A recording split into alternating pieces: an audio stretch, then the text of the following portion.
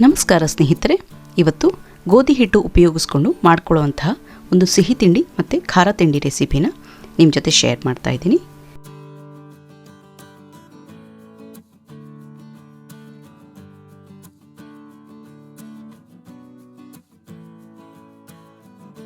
ಮೊದಲಿಗೆ ನಾನು ಮಾಡ್ತಾ ಇರೋದು ಗೋಧಿ ಹಿಟ್ಟಿನ ಹಲ್ವಾ. ಬಹಳ ಸುಲಭವಾಗಿ ಕಡಿಮೆ ಸಮಯದಲ್ಲಿ ಮಾಡ್ಕೊಳ್ಳುವಂಥ ಒಂದು ಹಲ್ವಾ ರೆಸಿಪಿ ಇದು. ಬಹಳ ಆರೋಗ್ಯಕರ ಕೂಡ. ಬನ್ನಿ ಹಾಗಾದರೆ ನೋಡೋಣ ಈ ಹಲ್ವಾ ಮಾಡೋದಕ್ಕೆ ಯಾವ ಸಾಮಗ್ರಿಗಳು ಬೇಕು ಅಂತ.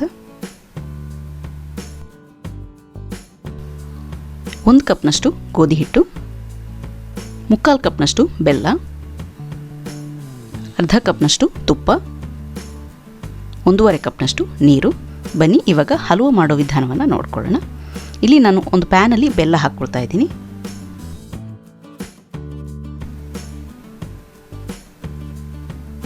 ಈಗ ಇದಕ್ಕೆ ನೀರು ಹಾಕ್ಕೊಂಡು ಬೆಲ್ಲನ ಕರಗಿಸ್ಕೊಳ್ತೀನಿ. ಇಲ್ಲಿ ನಮಗೆ ಬೆಲ್ಲ ಕರಗಿ ಪಾಕದಲ್ಲಿ ಕುದಿ ಬಂದರೆ ಸಾಕು, ಅದಕ್ಕಿಂತ ಜಾಸ್ತಿ ಪಾಕ ಮಾಡ್ಕೊಳ್ಳೋದು ಬೇಡ. ಇಲ್ಲಿ ಬೆಲ್ಲ ಸಂಪೂರ್ಣವಾಗಿ ಕರಗಿದೆ, ಹಾಗೆ ಪಾಕದಲ್ಲಿ ಕುದಿ ಬಂದಿದೆ. ಈಗ ನಾನು ಸ್ಟವ್ನ ಆಫ್ ಮಾಡ್ಕೊಳ್ತೀನಿ ಮತ್ತು ಇದನ್ನು ಸೈಡ್ಗೆ ಇಟ್ಕೊಳ್ತೀನಿ.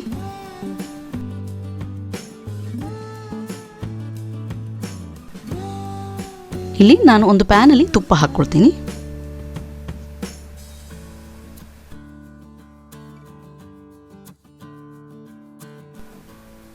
ತುಪ್ಪ ಕರಗ್ತಾ ಇದ್ದ ಹಾಗೆ ಇದಕ್ಕೆ ನಾನು ಗೋಧಿ ಹಿಟ್ಟನ್ನು ಹಾಕ್ಕೊಂಡು ಫ್ರೈ ಮಾಡ್ಕೊಳ್ತೀನಿ. ಸಣ್ಣ ಉರಿನಲ್ಲಿ ಫ್ರೈ ಮಾಡ್ಕೊಳ್ಬೇಕು. ಗೋಧಿ ಹಿಟ್ಟು ಚೆನ್ನಾಗಿ ಪರಿಮಳ ಬರೋ ತನಕ, ಬ್ರೌನ್ ಆಗೋ ತನಕ ಫ್ರೈ ಮಾಡ್ಕೊಳ್ಬೇಕು. ಇದನ್ನು ಮಿಕ್ಸ್ ಮಾಡ್ಕೊಳ್ತಾನೆ ಇರಬೇಕು. ಅಂದಾಜು 10 ನಿಮಿಷಗಳಷ್ಟು ಹೊತ್ತು ಬೇಕಾಗುತ್ತೆ.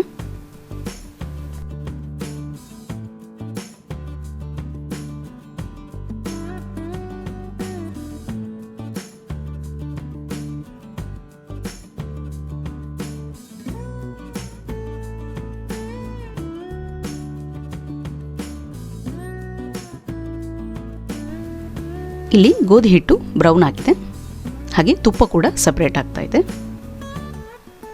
ಈಗ ಇದಕ್ಕೆ ನಾನು ಆವಾಗಲೇ ರೆಡಿ ಮಾಡ್ಕೊಂಡಿರೋ ಬೆಲ್ಲದ ಮಿಶ್ರಣವನ್ನು ಹಾಕ್ಕೊಳ್ತೀನಿ.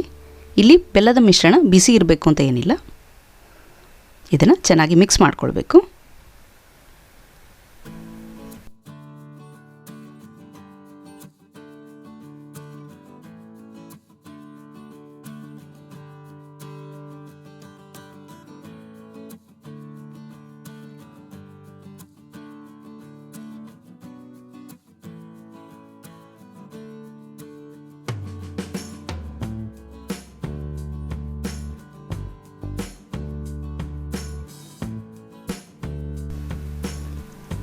ಹಲ್ವಾ ಆಲ್ಮೋಸ್ಟ್ ರೆಡಿ ಆಗ್ತಾ ಬಂದಿದೆ.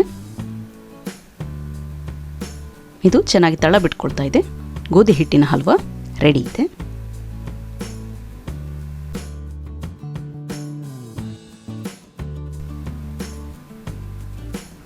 ಎರಡನೇ ರೆಸಿಪಿ ಖಾರದ ತಿಂಡಿ ಗೋಧಿ ಹಿಟ್ಟಿನ ಚಕ್ಕುಲಿ.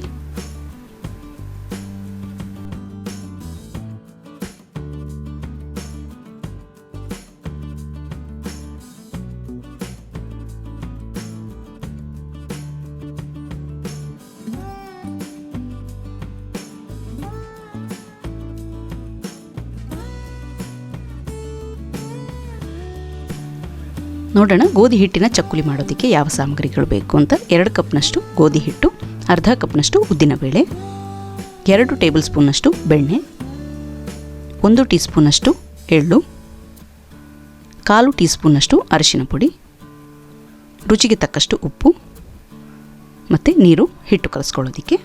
ಬನ್ನಿ ನೋಡೋಣ ಯಾವ ವಿಧಾನದಲ್ಲಿ ಈ ಚಕ್ಕುಲಿನ ಮಾಡೋದು ಅಂತ. ಇಲ್ಲಿ ನಾನು ಒಂದು ಬಟ್ಟೆ ಮೇಲೆ ಗೋಧಿ ಹಿಟ್ಟನ್ನು ಹಾಕ್ಕೊಳ್ತೀನಿ. ನೀವು ಕಾಟನ್ ಬಟ್ಟೆ ಇಲ್ಲ ಮಸ್ಲಿನ್ ಬಟ್ಟೆನ ಉಪಯೋಗಿಸ್ಕೊಳ್ಬಹುದು.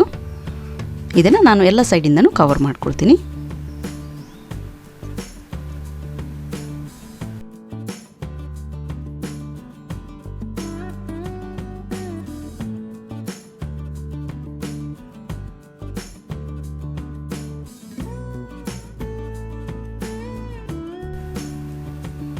ಬೇಕು ಅಂದರೆ ನೀವು ಗಂಟು ಹಾಕ್ಕೊಳ್ಬಹುದು. ಇಲ್ಲಿ ನಾನು ಒಂದು ಸ್ಟೀಮರ್ ಬಿಸಿ ಮಾಡ್ಕೊಂಡಿದ್ದೀನಿ. ಇದರಲ್ಲಿ ಹಬೆ ಬರೋದಕ್ಕೆ ಶುರುವಾಗ್ತಾ ಇದ್ದ ಹಾಗೆ ಈ ಬಟ್ಟೆನಲ್ಲಿ ಕವರ್ ಮಾಡಿದ ಗೋಧಿ ಹಿಟ್ಟನ್ನು ನಾನು ಇದರಲ್ಲಿ ಇಡ್ತೀನಿ. ಇದನ್ನು ನಾನು 15 ನಿಮಿಷಗಳಷ್ಟು ಹೊತ್ತು ಹಬೆಯಲ್ಲಿ ಬೇಯಿಸ್ಕೊಳ್ತೀನಿ, ಮೀಡಿಯಮ್ ಟು ಹೈ ಫ್ಲೇಮ್ನಲ್ಲಿ. ಇಲ್ಲಿ ಗೋಧಿ ಹಿಟ್ಟು ಸ್ಟೀಮ್ ಆಗ್ತಿರಬೇಕಾದ್ರೆ ಇಲ್ಲಿ ನಾನು ಬೇರೆ ತಯಾರಿನ ಮಾಡ್ಕೊಳ್ತೀನಿ. ಇಲ್ಲಿ ಒಂದು ಪ್ಯಾನಲ್ಲಿ ಉದ್ದಿನ ಬೇಳೆನ ರೋಸ್ಟ್ ಮಾಡ್ಕೊಳ್ತೀನಿ. ಸಣ್ಣ ಉರಿನಲ್ಲಿ 3 ರಿಂದ 4 ನಿಮಿಷಗಳಷ್ಟು ಹೊತ್ತು ರೋಸ್ಟ್ ಮಾಡ್ಕೊಳ್ಬೇಕು. ಉದ್ದಿನ ಬೇಳೆ ಲೈಟಾಗಿ ಕಲರ್ ಚೇಂಜ್ ಆಗಬೇಕು.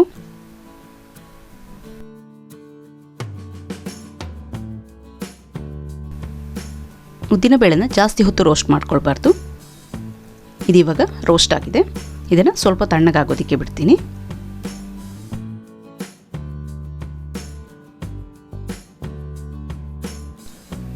ಇಲ್ಲಿ ಉದ್ದಿನಬೇಳೆ ಸ್ವಲ್ಪ ತಣ್ಣಗಾಗಿದೆ. ಇದನ್ನು ನಾನು ಒಂದು ಮಿಕ್ಸರ್ ಜಾರಿಗೆ ಹಾಕ್ಕೊಂಡು ಪುಡಿ ಮಾಡ್ಕೊಳ್ತೀನಿ. ಆದಷ್ಟು ಸ್ಮೂತಾಗಿ ಪುಡಿ ಮಾಡ್ಕೊಳ್ಬೇಕು.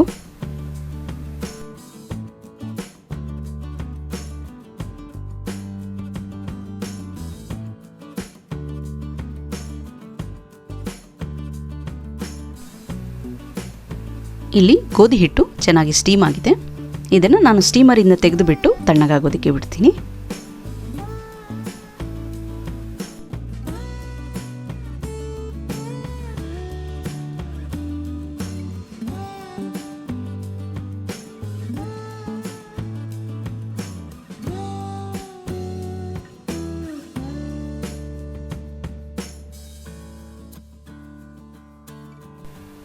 ಒಂದು ಸ್ಪೂನಿನ ಸಹಾಯದಿಂದ ಇದನ್ನು ಸ್ವಲ್ಪ ತುಂಡುಗಳನ್ನಾಗಿ ಮಾಡ್ಕೊಳ್ತೀನಿ.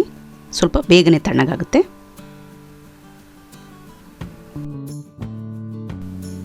ಇಲ್ಲಿ ನಾನು ಪುಡಿ ಮಾಡ್ಕೊಂಡಿರೋ ಉದ್ದಿನ ಬೇಳೆನ ಸೋಸ್ಕೊಳ್ತೀನಿ. ಸೋಸ್ಕೊಳ್ಳೋದು ಬಹಳ ಇಂಪಾರ್ಟೆಂಟು. ಚಕ್ಲಿ ಮಾಡ್ಕೊಳ್ಬೇಕಾದ್ರೆ ನಮಗೆ ಸ್ಮೂತಾಗಿರೋ ಉದ್ದಿನ ಬೇಳೆ ಪುಡಿ ಬೇಕು.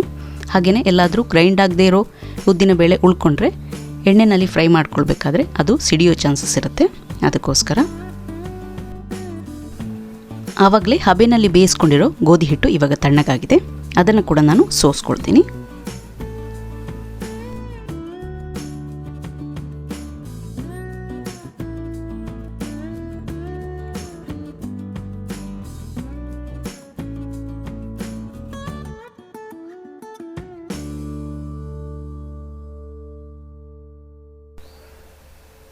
ಗೋಧಿ ಹಿಟ್ಟು ಮತ್ತು ಉದ್ದಿನ ಬೇಳೆ ಪುಡಿಯ ಮಿಶ್ರಣ ಏನಿದೆ ಇದನ್ನು ನಾನು ಒಂದು ಮಿಕ್ಸಿಂಗ್ ಬೌಲಿಗೆ ಹಾಕ್ಕೊಳ್ತೀನಿ.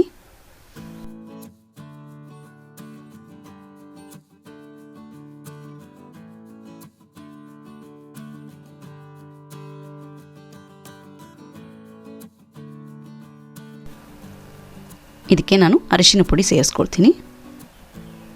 ರುಚಿಗೆ ತಕ್ಕಷ್ಟು ಉಪ್ಪು,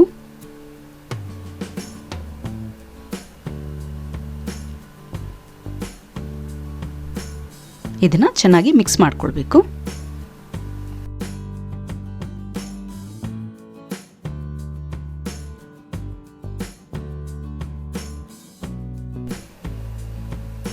ಈಗ ಇದಕ್ಕೆ ನಾನು ಬೆಣ್ಣೆ ಸೇರಿಸ್ಕೊಳ್ತೀನಿ. ಬೆಣ್ಣೆ ಹಾಕ್ಕೊಂಡು ಮತ್ತೊಂದು ಸರಿ ಚೆನ್ನಾಗಿ ಮಿಕ್ಸ್ ಮಾಡಿಕೊಳ್ಬೇಕು.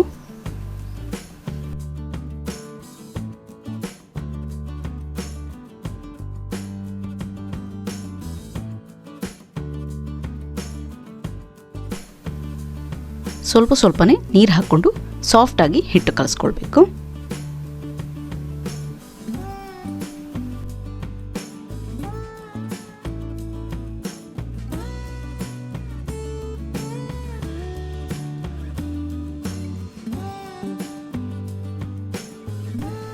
ಜೊತೆಗೆ ಎಳ್ಳು ಕೂಡ ಸೇರಿಸ್ಕೊಳ್ತೀನಿ.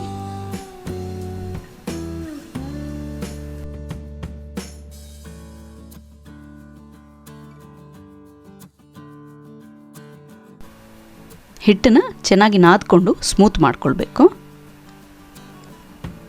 ಇವಾಗ ಚಕ್ಲಿ ಮಾಡ್ಕೊಳ್ಳೋದಕ್ಕೆ ಬೇಕಾಗಿರೋ ಹಿಟ್ಟು ರೆಡಿ ಇದೆ.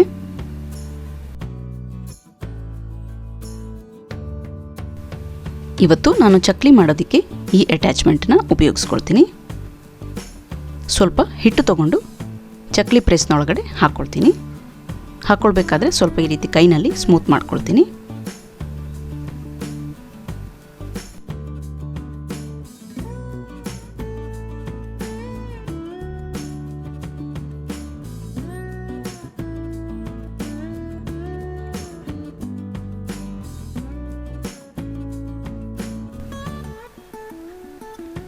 ಇಲ್ಲಿ ನಾನು ಒಂದು ಬಾಳೆಲೆನ ಬಾಡಿಸ್ಕೊಂಡು ಅದರ ಹಿಂಭಾಗಕ್ಕೆ ಸ್ವಲ್ಪ ಎಣ್ಣೆ ಹಚ್ಕೊಂಡು ರೆಡಿ ಮಾಡ್ಕೊಂಡಿದ್ದೀನಿ. ಅದ್ರ ಮೇಲೆ ಚಕ್ಲಿನ ಒತ್ಕೊಳ್ತಾ ಇದ್ದೀನಿ. ನೀವು ಬೇಕು ಅಂದರೆ ಪ್ಲಾಸ್ಟಿಕ್ ಶೀಟ್ನ ಸಹ ಉಪಯೋಗಿಸ್ಕೊಳ್ಬೋದು. ದೊಡ್ಡ ಸಣ್ಣ ನಿಮಗೆ ಯಾವ ಸೈಜಲ್ಲಿ ಚಕ್ಲಿ ಬೇಕು ಆ ಸೈಜಲ್ಲಿ ಒತ್ಕೊಳ್ಬೋದು.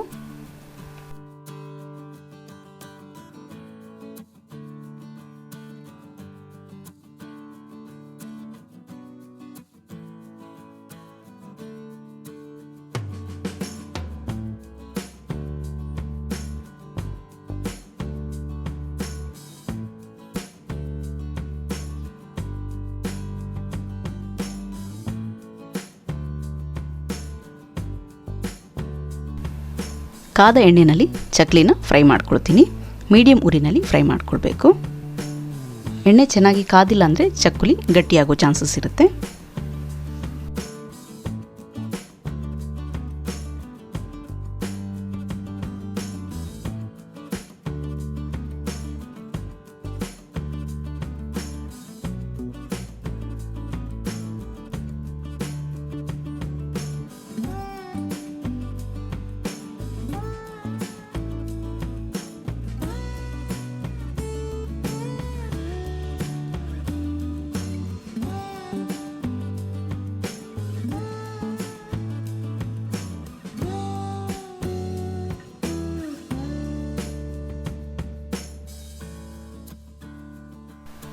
ಚಕ್ಕುಲಿ ಗರಿ ಗರಿ ಆಗೋ ತನಕ, ಗೋಲ್ಡನ್ ಬ್ರೌನ್ ಆಗೋ ತನಕ ಫ್ರೈ ಮಾಡ್ಕೊಳ್ಬೇಕು. ಇವಾಗ ಇದು ಫ್ರೈ ಆಗಿದೆ. ಇದನ್ನು ನಾನು ಒಂದು ಪೇಪರ್ ಟವೆಲಿಗೆ ಹಾಕ್ಕೊಳ್ತೀನಿ. ಇದೇ ರೀತಿ ಉಳಿದಿರೋ ಚಕ್ಕುಲಿನ ಕೂಡ ಫ್ರೈ ಮಾಡ್ಕೊಳ್ಬೇಕು. ಚಕ್ಕುಲಿ ಸಂಪೂರ್ಣವಾಗಿ ತಣ್ಣಗಾದ ಮೇಲೆ ಒಂದು ಏರ್ ಟೈಟ್ ಜಾರಲ್ಲಿ ಹಾಕಿಟ್ಕೊಂಡ್ರೆ ನೀವು ಇದನ್ನು 10 ದಿನಗಳ ತನಕ ಸ್ಟೋರ್ ಮಾಡ್ಕೊಳ್ಬೋದು. ಈ 2 ರೆಸಿಪಿಗಳನ್ನು ನಿಮ್ಮ ಮನೆಯಲ್ಲಿ ಮಾಡಿ ನೋಡಿ, ಹಾಗೆ ನನಗೆ ಕಮೆಂಟ್ ಸೆಕ್ಷನಲ್ಲಿ ಬರೆದು ತಿಳಿಸಿ ನಿಮಗೆ ಸಿಹಿ ಇಷ್ಟ ಆಯಿತು ಇಲ್ಲ ಖಾರ ಇಷ್ಟ ಆಯಿತು ಅಂತ. ಮತ್ತೆ ಇನ್ನೊಂದು ರೆಸಿಪಿಯೊಂದಿಗೆ ನಿಮ್ಮನ್ನು ಭೇಟಿಯಾಗ್ತೀನಿ. ಅಲ್ಲಿವರೆಗೆ take care and thank you.